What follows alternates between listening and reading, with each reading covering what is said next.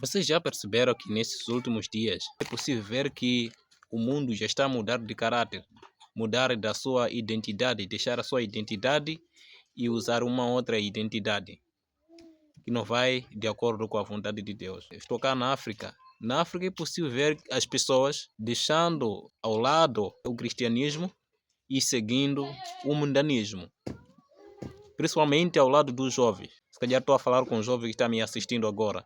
O maior número dos jovens são jovens que usam capa, levam o nome de cristão, mas quando estão no meio dos amigos do mundo, quando estão numa outra província ou numa outra cidade, eles deixam daquela capa de cristianismo, de ser cristão. Eles somente se demonstram quando estão na igreja, eles mostram aquela capa de ser cristão, mas quando estão fora dos irmãos da igreja, eles tiram a capa de cristão e usam a capa de mundanismo. Eu aqui trouxe uma ilustração do livro de Daniel. Vamos aprender com quatro jovens que fizeram em Israel fora para Babilônia, porque eles foram levados em cativos. Esse jovem tem uma lição para o povo de hoje, cuja essa lição vai para todo jovem e todo pai, toda mãe, que hoje se demonstra ser pessoa cristã, não é? No meio do seu pastor, dos seus irmãos, mas quando se aparta dos seus irmãos, eles usam outra capa do mundo, não é? Capa do mundo, e começa a viver como se fosse pessoa do mundo. Agora, o que esse jovem nos traz de ilustração? Me refiro aqui de Daniel, Ananias, Misael e Azarias. Esses quatro jovens tiveram 3 tentações. Quando foram capturados em Israel, foram para a Babilônia, e quando chegaram lá, o rei havia gostado, que é o Nabucodonosor, havia gostado dos 4 jovens, Daniel, Azarias, Ananias e Misael. Esses 4 jovens aprenderam, quando estavam na terra dele, a respeitar Torá, que é a lei de Deus. Eles foram tentando tirar a sua identidade de Israel para usar a identidade babilônica. Mas esses, porque foram jovens muito espertos que desde de seu meninice estudavam a Torá, estudavam a lei de Deus, eles não se corromperam, não aceitaram se corromper. O rei babilônico tinha que mudar os nomes dos jovens. Mudaram os nomes dos jovens. Aqui estamos a ver que Daniel em Babilônia estava a ser chamado de Belteshazzar. Daniel levou o nome de Belteshazzar. Ananias levou o nome de Sadraque. Misael levou o nome de Misaque. Azarias levou o nome de Abednego, esses nomes que eles traziam da sua terra, que é Israel, era um nome que tinha a ver com o seu Deus, Deus de Israel. Todos esses nomes tinham um significado que apontava ao próprio Deus. Mas quando chegou em Babilônia, o próprio rei Nabucodonosor queria mudar a identidade dos jovens para poder fazer o quê? Adorar os deuses da Babilônia. O que eles fizeram? Primeiramente, tiveram que mudar a identidade do jovem na parte dos nomes. Porque todos esses nomes que os jovens foram atribuídos foram os nomes que tinham a ver com os deuses da Babilônia. Lá em Babilônia adorava-se muitos deuses. Cada nome apontava a um deus de lá de Babilônia. Mas esses jovens, mesmo recebendo esses nomes, eles não aceitaram se corromper, como os jovens de hoje. Quando estão na igreja, tem uma outra capa, quando sai, usa outra capa. Não só os jovens, assim como os pais, usa essas capas dentro da igreja, quando estão fora, usa uma outra capa de mundanismo.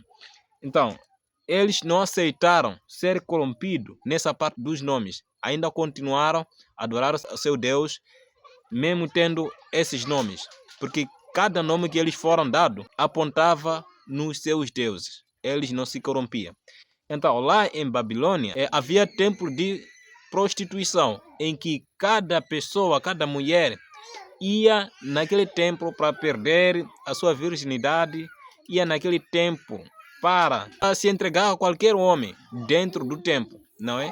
Nós respeitamos o templo, nós respeitamos a casa de Deus, mas aqueles diziam que lá há bênção para todas as mulheres que vão prostituir dentro daquela igreja, dentro do templo. Então eles iam, os homens iam apanhar mulheres lá, como se fosse negócio, dentro do templo. Prostituía lá, fazia tudo aquilo que se faz dentro do templo. O rei babilônico, ele queria levar o jovem para que pudesse usar a capa de Babilônia, para que também possa entrar nesse mundo, não é, de prostituição. Mas esses jovens não caíram nessa tentação, estando eles fora do país deles, estando eles fora da cidade deles. Mas hoje é comum ver os jovens que estão na terra natal, indo para a igreja com os seus pais, mas quando chega o tempo de viajar para outra cidade, outro país, quando chega lá se encontra com outros amigos que são do mundo, eles mudam de capa, começam a usar capa do mundo. Se não bebia, começa a beber. Se não fumava, começa a fumar. Isso é comum aqui na África, aqui em Moçambique. É esse mundo que nós estamos a carregar nesses últimos dias. Nós ouvimos que a primeira tentação é de mudança dos nomes, a segunda tentação é de templo em que os babilônicos adoravam. Era um templo que se prostituíam, que as mulheres iam para lá e os homens iam para lá também se aproveitar daquelas mulheres. E quando uma menina atingisse uma idade de 15 anos, era obrigado a ficar naquele templo, do modo que um homem venha de escolher para de tirar a virginidade.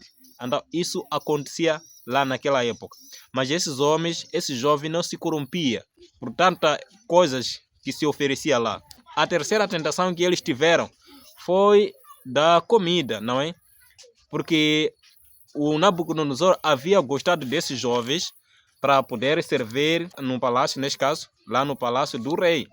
Então ele pediu com que o jovem fosse preparado comida que o rei comia, para que esses jovens pudessem ter um corpo saudável para poder servir bem ao rei.